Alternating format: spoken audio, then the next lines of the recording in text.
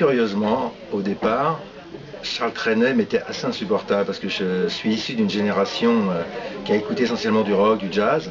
Et pour moi, c'était un vieux personnage au panthéon de la chanson française qu'on voyait trop à la télé.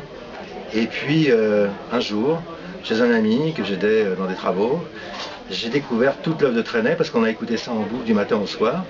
Et je suis devenu un fan assez convaincu, mais surtout extrêmement troublé. Parce que j'étais renvoyé à l'enfance, à toute une partie de ma vie, et ça touche les Français à ce niveau-là, quoi. C'est-à-dire qu'on est vraiment dans l'évocation de la jeunesse, du passé, du fond patrimonial français. Alors je me suis penché sur le personnage, et puis j'ai découvert qu'il avait traversé le siècle. J'ai découvert des chansons assez étonnantes sur des choses extrêmement sensibles, des sujets très fins, et très sophistiqués.